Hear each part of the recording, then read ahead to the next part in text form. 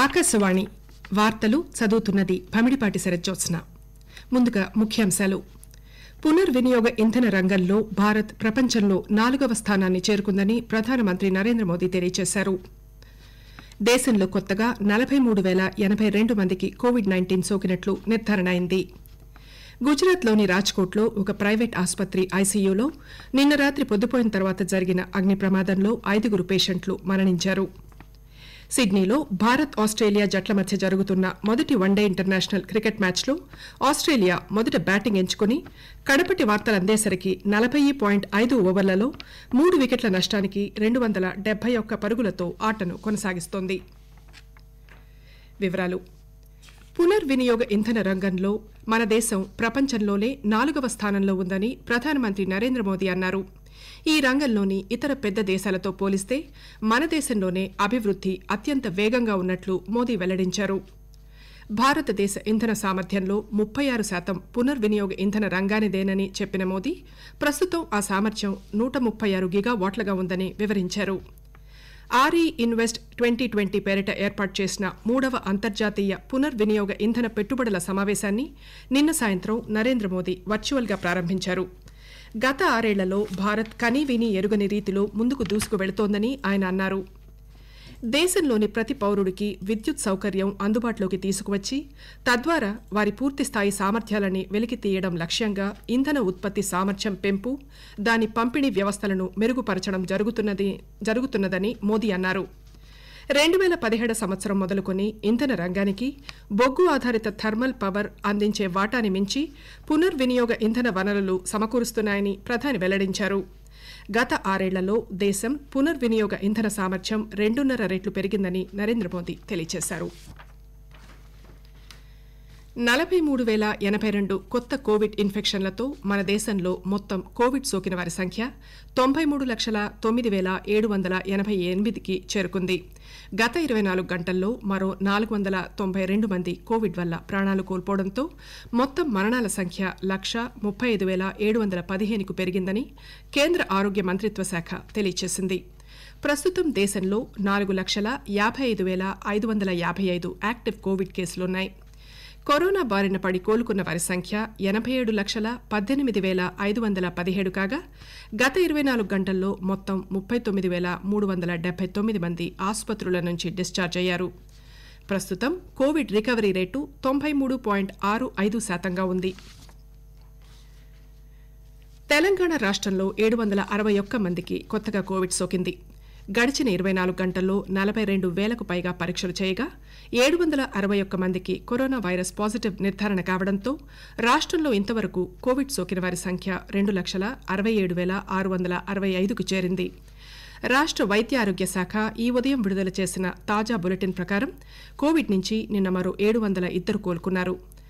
దీంతో రాష్ట్రంలో Covid రికవరీల rate 95.40% నమోదైంది. ఇంతవరకు కోలుకున్న వారి సంఖ్య 2,55,378కి పెరిగింది.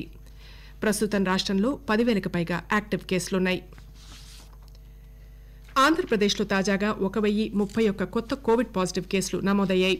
దీంతో ఇప్పటివరకు మొత్తం 8,65,705 కోవిడ్ పాజిటివ్ కేసులు నమోదయ్యాయి. నిన్న 1,081 మంది కోవిడ్ నుంచి కోలుకుని ఆసుపత్రుల నుంచి డిశ్చార్జ్ అయ్యారు. గుజరాత్లోని రాజ్కోట్లో ఒక ప్రైవేట్ ఆసుపత్రి ఐసీయూలో నిన్న రాత్రి పొద్దుపోయిన తర్వాత జరిగిన అగ్ని ప్రమాదంలో 5 పేషెంట్లు మరణించారు. ఈ ప్రమాదంలో ప్రాణనష్టం జరగడం పట్ల ప్రధానమంత్రి నరేంద్ర మోదీ తీవ్ర సంతాపం వ్యక్తం చేశారు. అగ్ని ప్రమాదం జరిగిన రాజ్కోట్లోని మావుడి ప్రాంతంలోని ఉదయ్ శివానంద్ కోవిడ్ ఆసుపత్రిలో 33 మంది పేషెంట్లు చికిత్స పొందుతున్నారు. అగ్ని ప్రమాదం అనంతరం మంటల్లో గాయపడిన 6 పేషెంట్లను చికిత్స నిమిత్తం దగ్గరలోని పండిత్ దీన్ దయాళ్ ఉపాధ్యాయ ప్రభుత్వ ఆసుపత్రిలో చేర్చారు. ఇతర పేషెంట్లను సమీప ఆసుపత్రులకు తరలించారు. వైద్య పరికరాలలో విద్యుత్ షార్ట్ సర్క్యూట్ కారణంగా ఆసుపత్రి 2వ అంతస్తులోని ఐసీయూ విభాగంలో ప్రమాదం చోటు చేసుకుని ఉండవచ్చని ప్రాథమికంగా భావిస్తున్నట్లు అగ్నిమాపక విభాగం అధికారులు తెలిపారు. శ్రీలంక కొలంబోలో జరగనున్న 4వ జాతీయ భద్రతా సలహాదారుల స్థాయి నౌకాయాన భద్రతా సదస్సులో పాల్గొనేందుకు మన జాతీయ భద్రతా సలహాదారు అజిత్ దోవల్ తన 2 రోజుల కొలంబో పర్యటన నిమిత్తం ఈరోజు బయలుదేరి వెళ్లనున్నారు. ఈ త్రైపాక్షిక సమావేశంలో శ్రీలంక తరఫున ఆ దేశ రక్షణ కార్యదర్శి మాజీ మేజర్ జనరల్ కమల్ గుణరత్నే, మాల్దీవుల రక్షణ మంత్రి మరియా దీదీ కూడా పాల్గొనున్నారు. ఆకాశవాణి వార్తలు వింటున్నారు. కోవిడ్-19 నుంచి రక్షణకు 3 మంత్రాలు.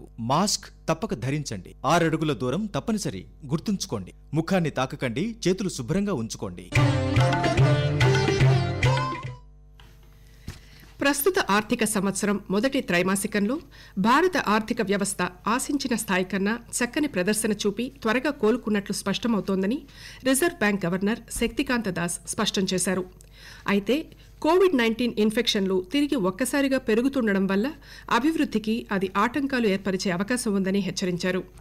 విదేశీ మారక ద్రవ్య డీలర్ల సంస్థ వార్షికోత్సవంలో నిన్న పాల్గొన్న ఆయన తన ప్రసంగంలో ఆర్థిక రంగాభివృద్ధి గురించి పలు అంశాలను ప్రస్తావించారు. ఆర్థిక అభివృద్ధి ఆశాజనకంగా ఉన్నప్పటికీ పండుగల సీజన్ అనంతరం డిమాండ్ నిలకడ అంశం, కోవిడ్-19 వ్యాక్సిన్ల పట్ల మార్కెట్ అంచనాల నేపథ్యంలో పునఃసమీక్ష చేయవలసిన అవసరం ఉందన్నారు.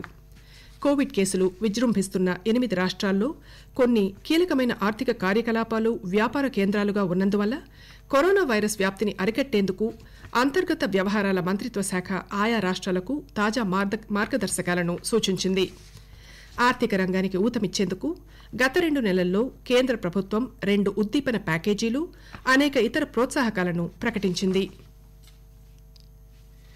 విదేశీ పర్యటనలో ఉన్న భారత విదేశాంగ శాఖ మంత్రి ఎస్ జయశంకర్ నిన్న యుఏఈలోని భారతీయ సమాజ సభ్యులను కలుసుకున్నారు. అనేక అంశాలకు సంబంధించి కోవిడ్ అనంతర పరిస్థితుల నేపథ్యంలో తిరిగి పూర్వస్థితిని నెలకొల్పే విషయంలో భారత ప్రభుత్వం సహకారం అందిస్తుందని ఆయన వారికి హామీ ఇచ్చారు.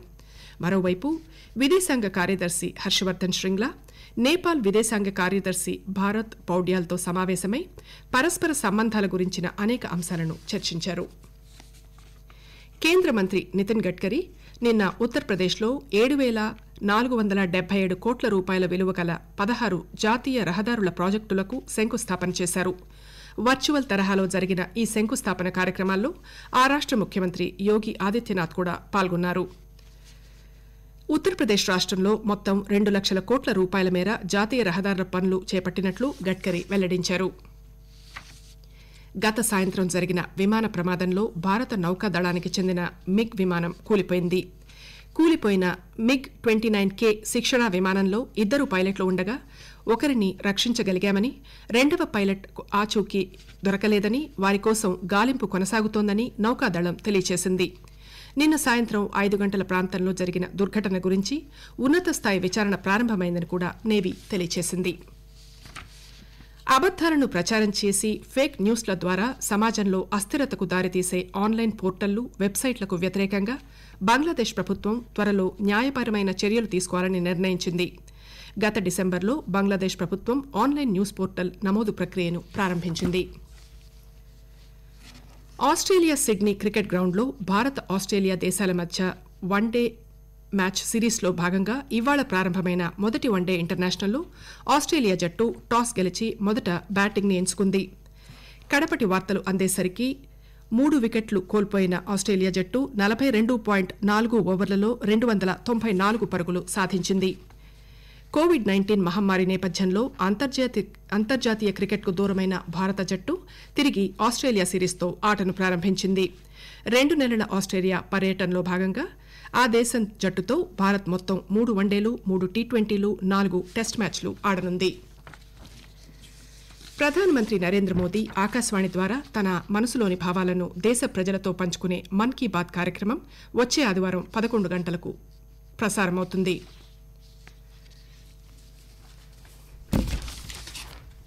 ఆకాశవాణి వార్తలు ముగించే ముందు ముఖ్యాంశాలు మరోసారి.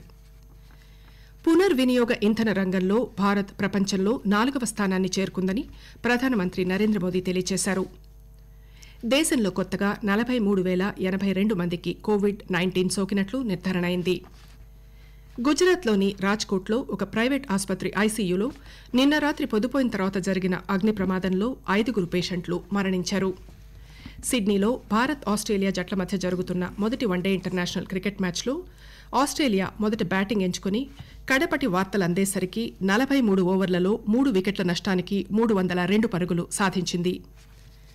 ఆకాశవాణి వార్తలు ఇంతటితో సమాప్తం.